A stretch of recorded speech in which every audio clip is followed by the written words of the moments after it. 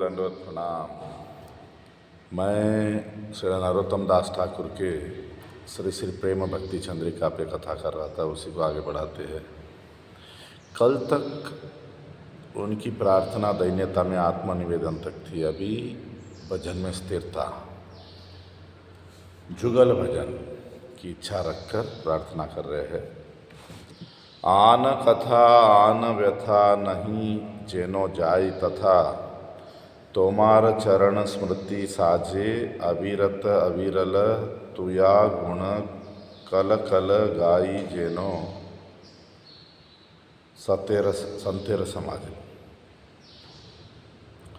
मैं और कोई कथा यानी भगवान आपकी बातें छोड़कर और कोई बातें और कोई चीज़ें, इसकी मुझे इच्छा नहीं है, ये तो मुझे दुख देते हैं। तो मेरा हृदय सदैव आपके कमल चरणों का स्मरण करके सुंदर बना रहे। मैं सदैव आपके गुणगान करूं, आपके कीर्तन करूं साधुओं के समाज में, मधुर और अच्छी आवाज़ में और शांत मन से। तो बहुत सारी बातें यहाँ बता दी उन्होंने कि नरोत्तम दास ठाकुर भगवान श्री कृष्ण से मांग रहे हैं कि मैं सदैव आपके चरणों का स्मरण करते हुए भाव और रस में डूबा रहूं और आपके महान संत साधुओं के संग में रहकर सदैव आपका गुणगान करता रहूं, एक तरह से उस नशे में रहूं। तो ऐसा करने से मैं बाकी सब इस जगत की चीज़ों का त्याग कर सकूँगा, जो कि दुखद है और जो बुराई के मूल भी है। तो पहले तो प्रार्थना कर रहे कि कृष्ण कथा, कृष्ण कीर्तन छोड़ के और को सारी चीज़ों को वो त्याग सके। आन कथा आन व्यथा नाही जेनो जई तो था, जहाँ दुनिया की बातें हों, दुनिया की चीज़ें हों, वो सब जहाँ दुख जुड़ा हुआ है, मैं वो सब चीज़ें नहीं चाहता। मुझे तो, क्योंकि मन क्या है, मन तो वैसे खींचा चला जाता है ना। भगवान श्री कृष्ण को छोड़कर बाकी सब चीज़ें दुखद है, दुख देती है। और हमारा जो चित्त है वो जैसे एक आईने की तरह है। ये जुड़ गया है बहुत जन्मों से, कब से माया में फंसा पता नहीं। तो जब यहाँ की चीज़ें सुनता है जीव तो इच्छाएं आती है, यहाँ की कामना बढ़ती है और हर इच्छा तो पूरी होती नहीं, तो तब क्रोध आता है, लोभ हो जाता है, मोह हो जाता है, कुछ न कुछ यहाँ वहाँ फंसता है। क्या करना है क्या नहीं करना भूल जाता है और कभी कभी याद शक्ति कम हो जाती है, कभी कभी बुद्धि चले जाती है, अपना ही नुकसान कर लेता है। तो नारकीय जीवन क्या बोलते, यही 84 लाख जन्म का फिर। तो गीता में भगवान दूसरे अध्याय में 62 और 63 श्लोक में कहते हैं, ध्यायतो विषयान पुंस संगस्तेषु उपजायते, संगात संजायते कामः, कामात् क्रोधो अभिजायते, क्रोधात् भवति सम्मोहः, सम्मोहात् स्मृति विभ्रमः, स्मृति भ्रंशात् बुद्धिनाशो, बुद्धिनाशात् प्रणश्यति। जब हम कृष्ण छोड़ के और चीज़ों का स्मरण करते हैं, बातें करते हैं यहाँ वहाँ की, ये भयंकर होती है, बहुत दुख देती है। भगवान एक ही चीज़ है जो हमको भगवान में आसक्ति करने से प्रेम प्राप्ति होती है, मगर जब हमारा हृदय भगवान को छोड़ के और कोई विषयों में जाता है तो फिर वो विषय आसक्ति इंद्रिय वस्तुओं में जाएगा और फिर हमारी आसक्ति बढ़ती जाती है। हम कहीं के नहीं रहते, एक तरह से कहीं के नहीं रहते का मतलब निर्धन हो जाते एक तरह से।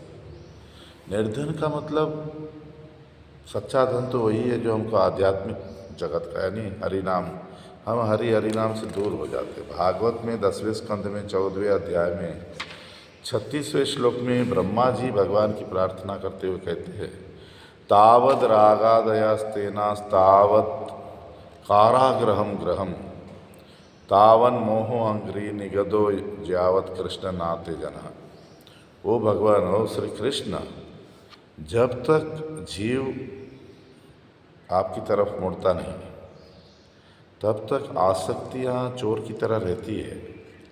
चोर खुले में थोड़ी ना आता है, उनके घर ही उनके लिए जेल के समान है और मोह ने उनको जैसे बांध के रख दिया है। तो वैष्णव तोषणी में इसके बारे में सनातन गोस्वामी लिखते हैं कि हे भगवान, आप प्रेम के मूल हो, कारण हो, आप आत्माओं के भी परमात्मा हो, तो आप ही प्रेम के लिए सर्वोच्च सहारा हो। जब जीव आपसे जुड़ता नहीं, आपको स्वामी की तरह स्वीकार नहीं करता। बहुत लोग हम देखते हैं भगवान की पूजा कर रहे हैं, आराधना कर, वो भगवान को अपना स्वामी नहीं मानते। वो तो भगवान को जैसे सप्लायर, इनकी जो इच्छा है वो भगवान दे दे, वैसे भगवान, वैसा नहीं। जीव को जब तक भगवान को स्वामी के रूप में स्वीकार नहीं करेगा, यानी अपने को भगवान का दास या दास नहीं मानेगा, उनकी संसार की आसक्तियाँ चोर की तरह अंदर बैठी रहती है और उनके जो भी अच्छाई को चोरी कर लेते हैं। तो मोह लोभ में फंसा देते हैं। ऐसे जो संसार में आसक्त है उनकी शरणागति पूर्ण नहीं हो सकती और उनमें दया भी नहीं आ सकता। तो अपने ही स्वार्थ, अपनी इच्छाएं दूसरों पे दया करेंगे, दूसरे जीवों पे। तो उनके लिए तो उनका घर ही जैसे एक जेल जैसा है, यानी दंड, जेल में जैसे दंड मिलता है ऐसे, और वो भगवान को भूल जाते हैं। उनकी संसार की आसक्ति उनको जकड़ के रख दिया। तो ऐसे भगवान को भूल जाना, इसका फल तो बहुत दुखदाई, बहुत दुखदाई। आन को था, आन को दूसरी कथा, दूसरी बातें, भोग की बातें, इस जगत की बातें, ये छोड़कर मैं साधुओं के साथ कृष्ण का नाम करना, संकीर्तन करना, कीर्तन करना चाहता हूँ बोल के प्रार्थना कर रहे हैं। तो इससे क्या होता है, कृष्ण में प्यार बढ़ता है, कृष्ण से संबंध बढ़ता है और जीव जो यहाँ दुख का अनुभव कर रहा है कृष्ण के बिना, साधुओं के संग हरिनाम करने से, हरि कथा सुनने से हम कृष्ण की ओर आकर्षित होंगे और इन दुखों से बाहर आएंगे। कभी कभी बाहर के लोगों को समझ में नहीं आता, जैसे चैतन्य चरितामृत में बताया गया, बाहिर विषय ज्वाला होए अंतरे आनंदमय कृष्ण प्रेमेरा अद्भुत चरित्र। कृष्ण प्रेम का अद्भुत चरित्र है। बाहर से लगता है कि व्यक्ति जैसे विष की तरह होता है, अंदर से आनंद दे रहा है। जैसे द्रौपदी है, मीराबाई है, पांडव लोग हैं, ध्रुव महाराज है, प्रहलाद महाराज बाहर से कैसे दिखते हैं कि अरे 5 साल की उम्र में इसको इसका पिता मारने का कुछ प्रहलाद महाराज को दुख है क्या? कृष्ण से जुड़ने से, कृष्ण नाम से जुड़ने से हम आनंद का, प्रेम का अनुभूति कर सकेंगे। तो नरोत्तम दास ठाकुर कहते हैं, कृष्ण कथा कृष्ण कीर्तन जहाँ नहीं होता ऐसी जगह मैं नहीं जाऊँगा, और कहीं तो जाना पड़ेगा। तो उसका जवाब भी दे रहे हैं कि जहाँ साधु लोग हैं वहाँ जाकर कीर्तन करूँगा, वहाँ जाके हरि नाम करूँगा। तो ऐसे जीवन को, मनुष्य जन्म को सार्थक करना, इस दुख दरिद्रता वाले जगत से बाहर निकलने की कोशिश करना। नहीं तो जीवन क्या है? लोग कुत्ते कौवे सियाड़ की तरह जीवन लेके जा रहे हैं। बस खा रहे हैं, कोई खा रहा है, कोई पैसा कमा रहा है, कुछ यही नहीं। कभी कभी लोग समझते नहीं। गरुड़ पुराण कहता है, एकस्मिन् अप्यतिक्रांते मुहूर्ते ध्यान वर्जिते दस्युभिर्मृष्टितेनैव युक्तम् आक्रांदितुम भूषा। एक व्यक्ति अगर एक मुहूर्त 40 मिनट तक भी भगवान कृष्ण के स्मरण के बिना जीवन जीता है, तो उसको एक साधक समझो कि उसका कुछ क्षण भगवान के स्मरण के बिना निकल गया, तो उसको जोर जोर से रोना चाहिए। कैसे रोना चाहिए? जैसे हाईवे पे कहीं हम जा रहे हैं और कोई लुटेरों ने हमारी सारी संपत्ति लूट ली, कैसे रोओगे?